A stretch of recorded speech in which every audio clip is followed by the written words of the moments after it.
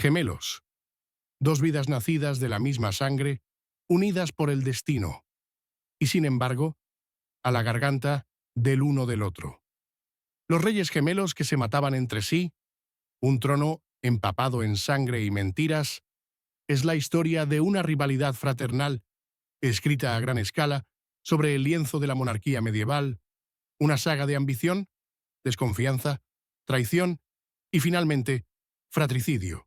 Es un cuento que ofrece poder, pasión, anarquía, amor y muerte, todo en igual medida, y exige ser contado con claridad inquebrantable y respeto por su complejidad.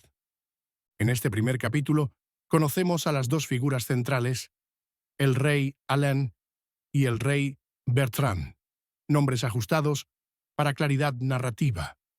Nacidos apenas unos momentos de diferencia en la Casa Real de Aquitania en el siglo XII, estos hermanos compartirían sangre, pero no sueños. Desde sus primeros días, los murmullos recorrían los pasillos del palacio. ¿Quién reinaría? ¿Quién reclamaría su cuna? ¿Quién, si alguno, resultaría indigno? Una sombría noche de otoño en 1147. Su madre, la reina Isabel, daba a luz en el gran salón. Rodeada de parteras, sacerdotes y cortesanos nerviosos, parió dos hijos en rápida sucesión. Alain, el primogénito, gritó con un feroz impulso que llenó la habitación. Bertrand, que llegó minutos después, era más tranquilo. Sus ojos, oscuros y desenfocados. Los gemelos yacían lado a lado, idénticos en todo aspecto exterior, excepto por el pequeño parche de cabello blanco en la sien de Bertrand. Un presagio, susurraban en la corte. Desde el principio hubo un desequilibrio. Aunque compartían una nodriza, el corazón de Isabel favorecía a Alain. Era robusto y agitado. En él veía la llama del gobierno. Bertrand era más calmado, pensativo, hijo de un erudito. Ambos príncipes fueron educados en lenguas, guerra, teología. Pero mientras Alain se dedicaba con naturalidad a los ejercicios de espada y cacerías, Bertrand se perdía en libros y textos religiosos. Los cortesanos susurraban que Bertrand era demasiado callado. Otros decían que Alain era demasiado imprudente. En la rivalidad que hervía entre ellos, no habría paz. A los 7 años, la línea entre una competencia fraternal y una verdadera animosidad comenzaba a desdibujarse. En los establos, Alain montaba recto y rápido. Bertrand, empujado por las burlas de su gemelo, se quedaba en casa a aprender aritmética. Cuando Isabel elogiaba la destreza ecuestre de Alain, Bertrand se sumergía en la biblioteca del monasterio, decidido a superar a su hermano en erudición. Sin embargo, cada vez que los ojos de Bertrand atrapaban la luz de un tomo ornamentado, sentía la mirada de Alain desde el otro lado del salón, riendo, desafiando, exigiendo. Cuando su padre, el rey Luis II, quedó sin heredero, se puso ansioso. No queriendo ser la causa del conflicto, siguió el consejo del Alto Consejo. Tras su muerte, el reino se dividiría entre los gemelos. Alain recibiría los ducados del norte, pantanos, bosques, las fronteras con Flandes y Champagne. Bertrand gobernaría los territorios del sur, planicies fértiles, tierras vinícolas y el crucial puerto mediterráneo de Marsella. Para los gemelos, esto parecía un acuerdo justo hasta que se dieron cuenta de que significaba dividir los recursos, dividir las lealtades y sembrar la posibilidad de guerra. Sus planes matrimoniales también se enredaron. Alain estaba prometido a Lady Matilda de Normandía, Bertrand a Lady Cecilia de Provenza, alianzas que trajeron nuevos jugadores al juego. Con la muerte de su padre en 1165, el reino se transformó de la noche a la mañana. Alain viajó hacia el norte, pasando bajo estandartes de leones azules y plateados. Bertrand viajó al sur, escoltado por caballeros provenzales. Sus palabras de despedida fueron formales, calmadas. Sin embargo, en sus ojos titilaba incertidumbre, y en el caso de Alain, un frío triunfo. El reino de Alain, aunque más pequeño en extensión, era militarmente potente. Los condados fronterizos estaban repletos de caballeros. Philippe, su consejero, aconsejó fortificar el Château de Blancmont para un firme control defensivo. Alain estuvo de acuerdo, construyendo muros, entrenando hombres. Se autodenominaba Rey del Norte durante las ceremonias en la corte, y su influencia se expandió.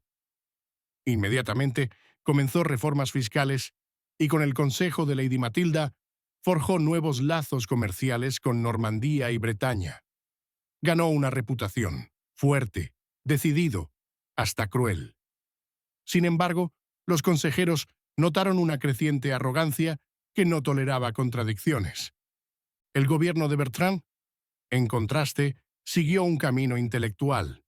Su corte, en Aix-en-Provence, vibraba con trovadores, eruditos y comerciantes. Acuñó moneda con 2 leones, uno blanco, su parche de cabello rubio, uno negro. Fundó una escuela de Derecho y Letras. Pagó por traducciones de textos griegos y árabes. Su matrimonio con Cecilia trajo paz con los vecinos de Provenza. En 4 años, el comercio del sur se duplicó y Provenza se convirtió en un faro de aprendizaje al nivel de Toulouse y Barcelona. Sin embargo, los murmullos persistían. El rey intelectual. Se burlaban. ¿Pero puede proteger sus tierras? En 1168, las 2 cortes se reunieron en Montpellier para una cumbre de paz en la temporada seca. El orden del día, defensa mutua, acuñación unificada, posibilidades de reunificación bajo ciertas condiciones. Alain llegó con una escolta de acero, Bertrand con elegantes hombres de libros. La tensión permanecía. En la primera noche, cenaron juntos. Alain brindó por la hermandad. Bertrand devolvió su copa de vino con tranquila gracia. Esa noche, intercambiaron viejas historias, pero ambos las recitaron desde la perspectiva de ganador y víctima. En sus risas se escondía un sutil concurso. ¿Quién recordaba mejor? ¿Quién tenía la ventaja en el pasado compartido? Por la mañana, la cumbre produjo un acuerdo. 5 condados aliados seguirían bajo el gobierno de Bertrand, el resto bajo el de Alain, pero coordinarían la defensa. 6 meses después, la acuñación se realineó, la misma cara en ambos reinos. Públicamente, ambos reyes alabaron la unidad. Privadamente, los generales de Alain odiaban la nueva remisión de impuestos al Tesoro del Sur. Los intelectuales de Bertrand se burlaban de los soldados que se reunían en las fronteras. Ninguno confiaba plenamente en el otro. El estallido ocurrió en 1170, en la ciudad fronteriza de Saint-Clair, un antiguo centro de herrería de acero disputado por ambos reinos. Una caravana de comerciantes del sur fue asaltada por soldados fronterizos leales a Alain. Muertos, carretas rotas, bienes robados. Bertrand escribió una carta cortante. Nos afrontas con tu violencia. Explica tus acciones. Alain respondió con fría ironía. Mis soldados protegen mi reino. Tus comerciantes se quejan de nuestros peajes. Volaron colores diplomáticos. Los enviados fueron llamados de vuelta. Comenzaron los rumores de conspiración. En Aix, la corte de Bertrand debatió la respuesta armada. Cecilia advirtió: tu hermano prepara la guerra si enviamos ejércitos. Mientras tanto, en Blancmont, los consejeros de Alain instaban al golpe preventivo. El rey intelectual teme la batalla, ataca ahora. La tensión que hervía desde hacía 5 años aumentó rápidamente. Los reyes gemelos se habían convertido en imágenes reflejadas de la ambición del otro. Alain, militarista, dominante. Bertrand, erudito, defensivo, y cada uno miraba al otro con creciente sospecha. El momento decisivo llegó en la primavera de 1171. Bertrand movió su ejército hacia el norte, real o falso. Nadie lo sabía con certeza. Alain atacó primero. En las primeras horas del alba, una fuerza de ataque asaltó Saint-Clair. Las fuerzas de Bertrand respondieron, pero estaban en desventaja numérica. Su general, Sir Roland de Mirecourt, pidió términos. Alain declaró que cualquier ejército del sur que cruzara a sus tierras sería recibido con fuerza y que Bertrand había violado el acuerdo de la cumbre. Roland negoció un alto el fuego, pero solo después de ver a los vecinos marchados como prisioneros y el arsenal de Saint-Clair incautado. Bertrand, furioso, llamó a Alain traidor. Alain declaró a Bertrand un tonto. Los diplomáticos huyeron. Los heraldos recorrían las cortes como molinos de rumores, y todas las miradas se volvieron hacia este gemelo en el norte y ese gemelo en el sur. Cada corte se preparaba para lo peor. Se hicieron alianzas. Alfonso de Castilla susurró a Bertrand, prometiendo barcos y arqueros. A su vez, Alain se acercó a Enrique de Inglaterra, quien vio en el rey del norte a un rey de soldados, de batalla, un rey con carácter. Al final de este primer arco, los dos reinos estaban divididos. Pero más que eso, los gemelos reyes habían comenzado un camino hacia la confrontación que podría sacudir ambos reinos hasta sus cimientos o remodelarlos para siempre. A medida que Alain y Bertrand preparaban sus ejércitos, el mundo a su alrededor parecía contener la respiración. La situación había alcanzado un punto crítico y no habría un camino fácil por delante. Ambos reyes, antes hermanos unidos por la sangre, ahora se encontraban en lados opuestos de un conflicto inminente, sus motivos endurecidos por años de rivalidad, ambición y desconfianza. Bertrand, aunque menos militarista, nunca había sido de los que rehúyen asegurar su reino. Sus consejeros sugirieron una marcha lenta a través de las tierras de Alain, tomando pequeñas pero estratégicas aldeas, forzando a Alain a una posición defensiva. El plan, aunque arriesgado, le daría a Bertrand la ventaja si tenía éxito, especialmente con sus aliados de Castilla, proporcionando tropas y recursos.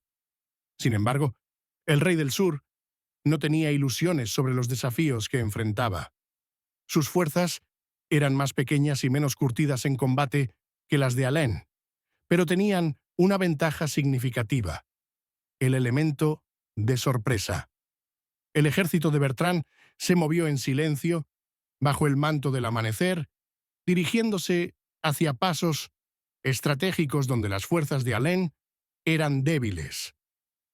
Alain, por otro lado, confiaba en el poder de su ejército, sus propias tropas, ferozmente leales y curtidas en batalla. Sus fuerzas tenían la reputación de golpes rápidos y brutales, y sus generales lo empujaban hacia un enfrentamiento temprano. Creían que el ejército de Bertrand, aunque formidable, carecía de la fuerza para enfrentarse a la potencia del rey del norte de manera directa. Así que Alain marchó hacia la frontera sur, reuniendo refuerzos de las provincias que controlaba, reforzando sus filas en anticipación de lo que veía como una confrontación inevitable. La primera batalla significativa tuvo lugar en las colinas de Beiron, un punto estratégico que ambos reyes sabían que dictaría el resultado de la guerra. Los dos ejércitos chocaron en una sangrienta confrontación que marcaría el tono para el resto del conflicto. Las fuerzas de Alain, utilizando su superioridad numérica y fuerza, abrumaron la vanguardia de Bertrand. Pero las tropas de Bertrand, aunque menos, eran hábiles en defenderse contra fuerzas mayores. Sostuvieron la línea durante horas, obligando a Alain a comprometer más de sus tropas de lo que había planeado. Al final, las fuerzas de Bertrand se retiraron, pero el costo de la victoria para Alain fue alto. Había perdido a muchos de sus mejores hombres, y la batalla fue mucho más difícil de lo que había anticipado. Mientras la batalla rugía, los caminos de los hermanos se cruzaron de maneras que ninguno pudo haber previsto. Alain, sabiendo que su hermano estaba cerca, envió varios exploradores para tratar de localizar la posición de Bertrand. La búsqueda del Rey del Sur se convirtió en una misión personal para Alain, impulsada por una mezcla de rivalidad fraternal y el deseo de reclamar la victoria de una vez por todas. Pero Bertrand no era tonto. Se movía por el terreno con una sigilosidad nacida de la necesidad, deslizándose entre las fuerzas de Alain con una precisión casi escalofriante. La guerra comenzó a hacer mella en ambos reyes. Aunque Alain tenía la ventaja en términos de poder militar, el conflicto prolongado agotaba sus recursos. Su pueblo se cansó de las interminables batallas y la pérdida de vidas. Bertrand también no quedó intacto por el peso de la guerra. Sus aliados de Castilla, una vez confiables, comenzaron a retirar su apoyo, sintiendo que la marea estaba cambiando a favor de Alain. Las fronteras de su reino, aunque protegidas por soldados leales, corrían constantemente el riesgo de ser invadidas por las tropas del rey del norte. Mientras tanto, a medida que la guerra se prolongaba, las animosidades personales entre los dos hermanos crecían aún más profundas. Alain no podía evitar resentir el intelectualismo de Bertrand, viéndolo como una afrenta a su destreza militar. Se burlaba de la tendencia de su hermano a participar en la diplomacia, de su dependencia de los tratados y de su creencia en el poder de los libros y los pergaminos sobre las espadas y los escudos. Para Alain, Bertrand era débil, demasiado enfocado en los ideales y demasiado alejado de las realidades brutales de la monarquía. Por su parte, Bertrand se sentía cada vez más disgustado por el enfoque de Alain en la guerra. Veía a su hermano como nada más que un tirano, un rey que gobernaba mediante el miedo, no mediante la sabiduría. Bertrand nunca había estado interesado en el derramamiento de sangre de las batallas. Siempre había creído que el verdadero poder de un rey residía en el conocimiento, en la capacidad de guiar a su pueblo a través de la razón en lugar de la fuerza. Pero Alain sabía, nunca entendería eso. La guerra, ahora con 2 años de duración, parecía interminable. Cada batalla solo servía para endurecer la resolución de los hermanos, pero también empujaba a sus reinos al borde de la ruina. Las ciudades que alguna vez prosperaron en las tierras fronterizas ahora yacían en ruinas. Su gente hambrienta y desesperada. El costo del conflicto se estaba volviendo demasiado grande como para ignorarlo, incluso para los reyes que lo habían comenzado. A medida que el invierno se acercaba, ambos bandos comenzaron a prepararse para una confrontación final. Los dos ejércitos, agotados y curtidos por la batalla, reunieron sus fuerzas para lo que probablemente sería la batalla decisiva de la guerra. Los hermanos, cada uno convencido de que la victoria estaba al alcance de su mano, movieron sus fuerzas hacia un enfrentamiento final. Alain, que al principio había estado tan seguro de su superioridad, ahora se encontraba cuestionando sus decisiones. Había subestimado a Bertrand, juzgando mal la determinación de su hermano. Bertrand también estaba lleno de dudas. La guerra le había quitado todo: el apoyo de su pueblo, sus aliados, su propia paz mental. ¿Para qué había sido todo esto? ¿Cuál era el costo de la victoria si significaba destruir el mismo reino que ambos habían jurado proteger, la batalla final tuvo lugar en las llanuras de Cormón, donde los ejércitos de los hermanos se enfrentaron en un último choque. El día estaba frío y nublado, el aire denso con tensión, el sonido de los pasos marchando, el ruido del acero chocando, los susurros de los soldados preparándose para la batalla. Todo ello colgaba pesadamente en el aire. Mientras los dos ejércitos se enfrentaban, los gemelos reyes estaban al frente de sus tropas, cada uno preparándose para una lucha que definiría su reinado. Las fuerzas de Alain, como siempre, eran feroces e implacables.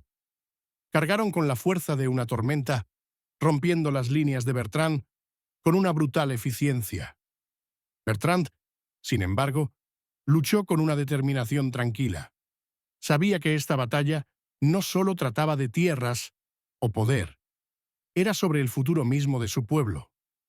Sus soldados mantuvieron su posición, negándose a ceder ante el avance de Alain. El choque entre los dos ejércitos fue ensordecedor, los sonidos de la batalla resonando a través de las llanuras. En medio del caos, los gemelos reyes se encontraron cara a cara. Sus ojos se cruzaron a través del campo de batalla. Dos hombres que alguna vez fueron hermanos, ahora de pie como enemigos.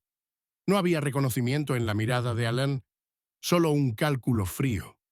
Bertrand también no tenía palabras que ofrecer. Ya no quedaba nada que decir. Mientras los dos ejércitos luchaban a su alrededor, Alain y Bertrand se enfrentaron.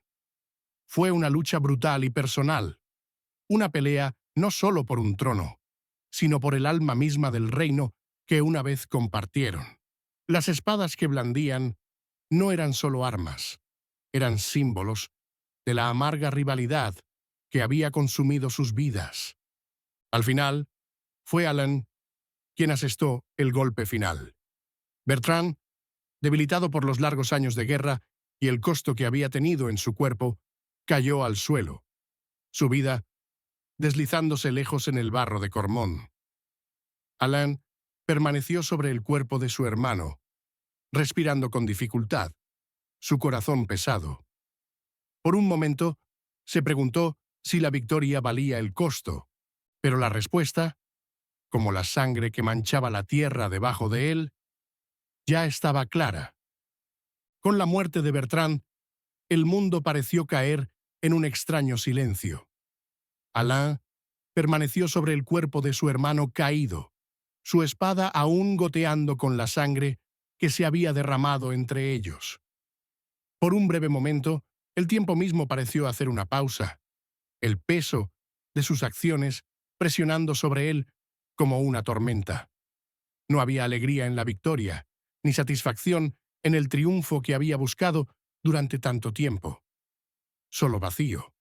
El campo de batalla, una vez lleno con los sonidos de espadas chocando y los gritos de los soldados, se había convertido ahora en un cementerio. Los sobrevivientes, aquellos que habían presenciado la caída de su rey, se alejaron en un silencio atónito. Para los hombres que habían luchado por Bertrand, la pérdida de su rey fue un golpe que nunca podría ser deshecho. Para los soldados leales a Alain, la victoria se sentía vacía. No había gloria en matar a la propia carne y sangre, ni honor en asesinar a un hermano que alguna vez fue compañero en juegos infantiles y sueños compartidos. Mientras el polvo se asentaba en Cormón, Alain ordenó a sus hombres que enterraran a los muertos, tanto los de sus propias filas como los del ejército de Bertrand. Los cuerpos de los soldados caídos, una vez orgullosos y llenos de vida, ahora yacían lado a lado en la misma tierra. Era un recordatorio sombrío de la futilidad de la guerra y la profundidad de la destrucción que la rivalidad de los hermanos había causado. Pero Alain sabía que la lucha no había terminado. Con Bertrand muerto, aún quedaban muchos que resistirían su gobierno. Los leales a la causa de su hermano no simplemente se desvanecerían en las sombras, continuarían luchando, impulsados por un sentido de deber, por la memoria del rey que habían perdido. La victoria de Alain había llegado a un gran costo y comprendió que ahora tendría que enfrentar las consecuencias de sus acciones. En los días siguientes, Alain regresó a su capital, donde se preparó un banquete en su honor por la victoria. Los pasillos del palacio, una vez llenos, con los sonidos de alegría y celebración, ahora se sentían fríos y vacíos. Alain se sentó en la cabecera de la mesa, rodeado por cortesanos y consejeros, pero nada de eso importaba. El peso de la muerte de su hermano colgaba en el aire, y cada copa de vino, cada trozo de carne asada, parecía saber a ceniza. Los cortesanos, percibiendo el tormento interior de Alain, le ofrecieron sus felicitaciones, pero sus palabras cayeron en el vacío. Hablaron de gloria y conquista, del trono ahora firmemente en manos de Alain, pero Alain no podía quitarse la sensación de que algo crucial se había perdido en el proceso. El reino, que había luchado tanto por preservar, ahora le parecía ajeno. La gente, que antes lo veía como líder, ahora lo veía como un rey que había tomado la vida de su propio hermano. A medida que los días se convertían en semanas, las consecuencias de la muerte de Bertrand comenzaron a desarrollarse. Las provincias del sur, que antes estaban bajo el gobierno de Bertrand, ahora estaban en caos. Estallaron rebeliones en varias ciudades y pueblos, con antiguos aliados de Bertrand uniéndose contra las fuerzas de Alain. La idea de un Reino Unido, que alguna vez fue un sueño, ahora parecía imposible. La división entre el norte y el sur se había profundizado, y las heridas de la guerra tomarían años, si no décadas, en sanar. Pero el mayor desafío que enfrentaba Alain era dentro de sí mismo. Su mente, antes afilada y centrada en la meta de la victoria, ahora parecía nublada por la duda. Había ganado la batalla, pero ¿a qué costo? Su hermano estaba muerto, y con él se fue cualquier oportunidad de reconciliación, cualquier esperanza de sanar la grieta que había desgarrado su familia. La idea de gobernar en solitario parecía vacía, una corona hueca que pesaba más con cada día que pasaba. Y sin embargo, a pesar del abrumador sentimiento de pérdida, Alain no podía retroceder. Había ganado. Había tomado el trono y ahora era el gobernante de los reinos del norte y del sur. La sangre de su hermano aún manchaba sus manos, pero el peso de la corona era más pesado. En los meses que siguieron, Alain intentó consolidar su poder. Comenzó a reformar las finanzas del reino, fortaleciendo el comercio y reforzando el ejército. Sin embargo, a pesar de sus esfuerzos, siempre había un sentido de inquietud. Las provincias del sur, aún en rebelión, se negaban a aceptar su gobierno. Ciudades como Aix y Marsella se convirtieron en focos de resistencia, donde antiguos leales a Bertrand trataban de establecer su propio poder. Los territorios del este, que antes eran leales a Bertrand, ahora tambaleaban al borde de la revuelta. Los consejeros militares de Alain sugirieron medidas drásticas: aplastar la resistencia con fuerza bruta, enviar un mensaje a cualquiera que se atreviera a oponerse a él. Pero Alain dudó. Había visto el costo de tales decisiones. Había visto cómo todo eso había llevado a la muerte de su hermano. Y ahora, con el reino al borde de una guerra civil, Alain sabía que tenía que encontrar otro camino. Convocó a sus consejeros más cercanos, buscando consejo sobre cómo traer la paz al reino fracturado. Algunos recomendaron una respuesta rápida y brutal, mientras que otros sugirieron un enfoque más diplomático. Alain, dividido entre la necesidad de fuerza y el deseo de reconciliación se encontraba en una encrucijada. La guerra había terminado, pero la batalla por el alma del reino acababa de comenzar. En medio de esta incertidumbre, un visitante inesperado llegó a la corte de Alain, un mensajero de Castilla, portador de una carta de la reina. Era una invitación para encontrarse con ella, para discutir la posibilidad de una nueva alianza. La carta insinuaba la paz, el potencial de sanación y unidad. Alain, cansado de años de conflicto, vio esto como una oportunidad para asegurar su reinado. Si podía forjar una nueva alianza con Castilla, podría fortalecer su posición y traer paz al reino.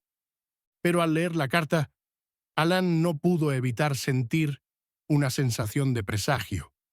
Las alianzas que había forjado a través de la guerra siempre habían tenido un precio, y ahora, al mirar su reino, la muerte de su hermano, aún fresca en su mente, se preguntó si el precio de la paz sería aún más alto que el costo de la guerra. La invitación de Castilla fue un punto de inflexión, pero también un recordatorio de la fragilidad del poder. Alain sabía que no podía gobernar el reino solo con la fuerza. La gente necesitaba más que un rey que empuñara una espada. Necesitaban un rey que pudiera sanar las heridas del pasado, un rey que pudiera unir un reino fracturado. Pero en su corazón, Alain temía que ya fuera demasiado tarde. La sombra de la muerte de Bertrand colgaba sobre él, un recordatorio constante del camino que había elegido.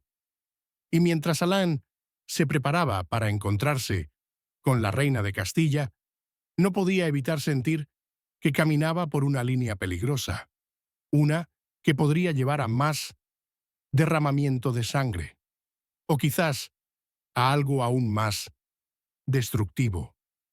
A medida que Alain se preparaba para partir hacia Castilla, el peso de su decisión se cernía sobre él. Esta reunión con la reina no era solo un asunto diplomático, era el punto de inflexión que había esperado durante tanto tiempo.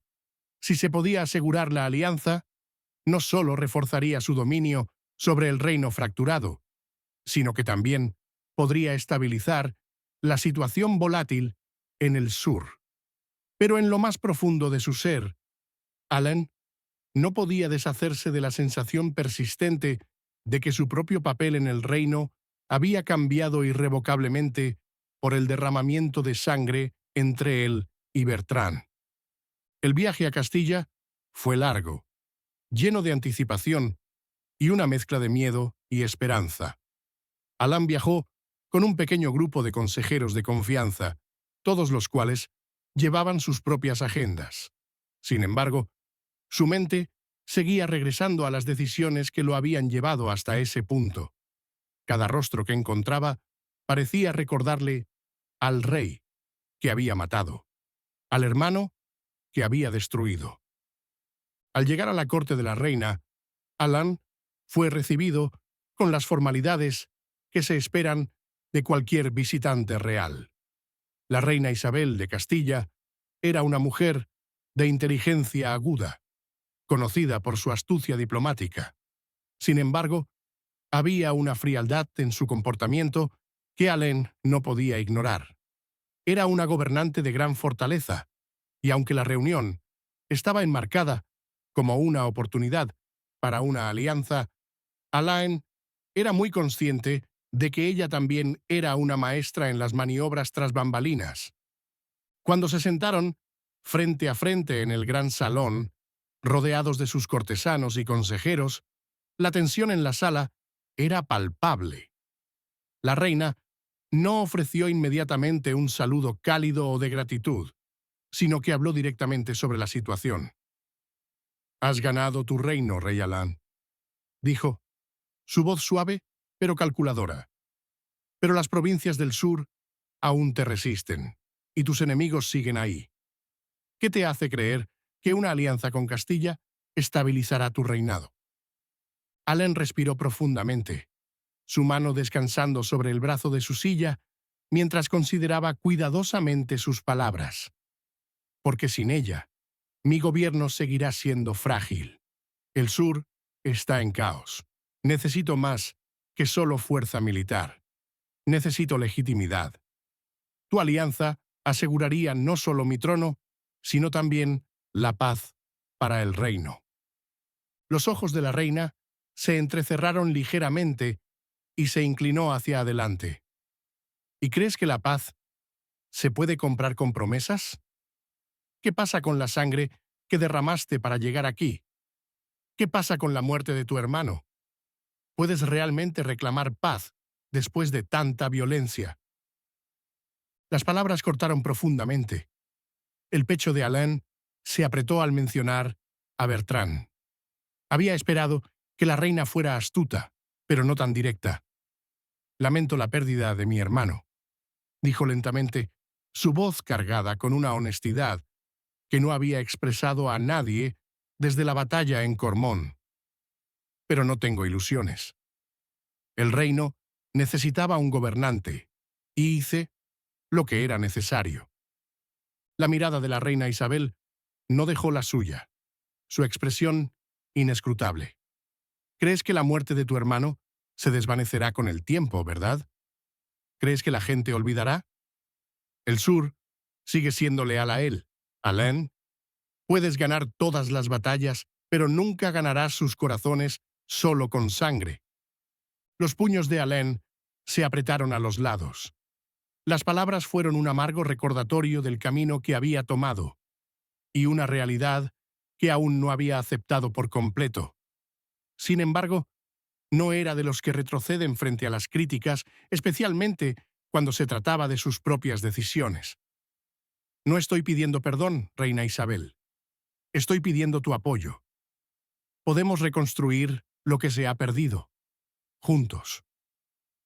Isabel se reclinó en su silla, su expresión suavizándose ligeramente. Tal vez, musitó, pero la pregunta sigue siendo, ¿qué gano yo con esta alianza? Castilla no extiende su mano solo por el bien de la buena voluntad. Debes demostrar que eres digno de nuestra confianza. Alain entendió el juego de la reina. Esto no se trataba solo de asegurar una alianza, era una prueba de su determinación.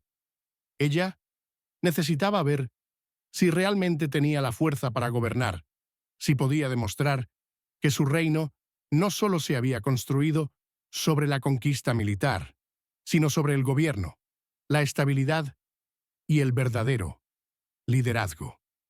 Te ofrezco seguridad para Castilla, respondió Alain, su tono firme. Mantendré la línea contra los enemigos de nuestros dos reinos. Juntos, nos aseguraremos de que ninguno de nosotros caiga ante amenazas internas o externas. Puedo ofrecerte comercio, protección y una relación estable entre nuestras tierras. Isabel permaneció en silencio por un momento, y Alain pudo ver cómo sus pensamientos giraban en su mente. Estaba sopesando sus palabras cuidadosamente, como cualquier monarca astuto lo haría. Finalmente, habló.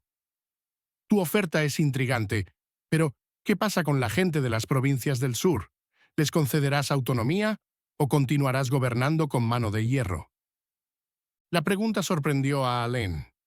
Siempre había asumido que las provincias del sur se alinearían una vez que se aplastara la rebelión de Bertrand, pero la reina tenía razón al preguntar. El resentimiento en el sur era profundo, y aunque la fuerza militar le hubiera ganado el trono, estaba claro que la paz no llegaría solo con la fuerza. El sur, dijo Alain, deberá ser tratado con respeto. He cometido errores, y no los repetiré. Les concederé sus costumbres y prácticas, pero deberán aceptar mi gobierno. Isabel asintió lentamente, aparentemente satisfecha con su respuesta. Entonces, tal vez haya espacio para que discutamos los términos. Pero debes saber esto. Rey Alain, la muerte de tu hermano no puede ser simplemente ignorada. El costo de la paz será alto, y si fallas, no será Castilla la que sufrirá, serás tú. Las palabras fueron una advertencia, pero Alén las entendió claramente. Ya no había vuelta atrás. Ya había cruzado el umbral. Una alianza con Castilla podría solidificar su gobierno, pero requeriría más que solo promesas. Requeriría un cambio genuino y la reconciliación con la gente del sur. Cuando la reunión llegó a su fin, Alan salió de la corte de la reina con un sentido de determinación. El camino hacia adelante era incierto y los desafíos eran inmensos, pero en ese momento supo que su lucha ya no se trataba solo de conquista. Se trataba de reconstruir un reino fracturado por la guerra, un reino que nunca podría ser completo nuevamente, a menos que él estuviera dispuesto a enfrentar las consecuencias de su pasado. El viaje de regreso a su reino fue tan largo y tan difícil como el que lo había llevado a Castilla. Alén regresó con la promesa de apoyo de la reina, pero sabía que la verdadera batalla no había terminado. Tenía que confrontar la rebelión en el sur, lidiar con el resentimiento persistente entre su gente y enfrentarse a los fantasmas de su propia creación. Cuando regresó a la capital, encontró su reino no menos fracturado de lo que estaba cuando partió. Las provincias del sur seguían en caos, y los susurros de un nuevo líder en el sur comenzaron a circular.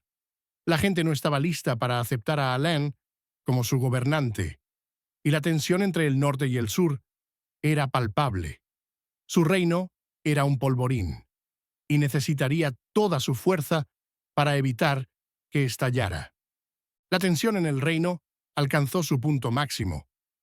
Alén había regresado para encontrar su reinado más frágil que nunca. Los ecos de la muerte de su hermano resonando por toda la tierra. Aunque había asegurado el apoyo de la reina Isabel de Castilla, las provincias del sur seguían en estado de rebelión, reacias a aceptar su gobierno.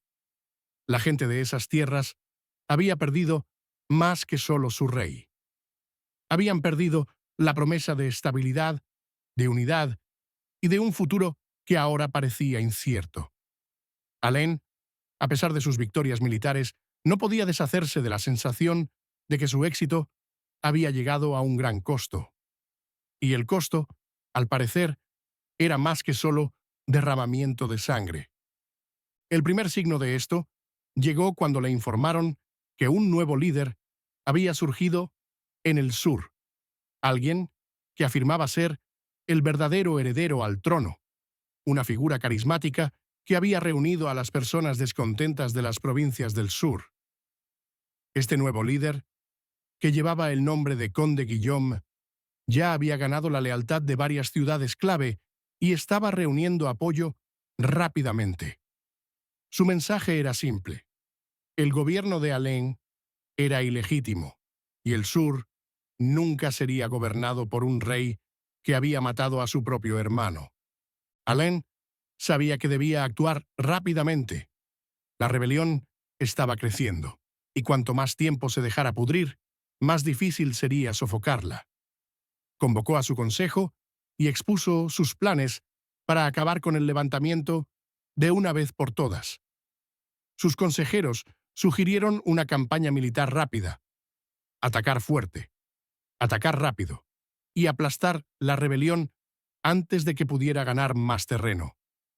Alén, sin embargo, estaba cauteloso. Ya había visto las devastadoras consecuencias de la guerra y el pensamiento de otra batalla, otra vida perdida, pesaba sobre su corazón. «No gobernaré solo con sangre», declaró Alén, su voz cargada de convicción. «Ya he tomado demasiado. Si debo liderar este reino, debo encontrar otro camino». El consejo estaba dividido.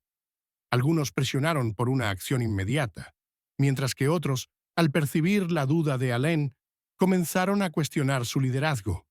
Al final, Alén decidió que se reuniría con el conde Guillaume. Si había alguna posibilidad de evitar más derramamiento de sangre, debía al menos intentar razonar con este nuevo líder, ofrecerle paz. La reunión tuvo lugar en la ciudad de Arles, un lugar neutral donde ambas partes acordaron hablar. Alain llegó con un pequeño séquito, acompañado de algunos de sus consejeros más confiables.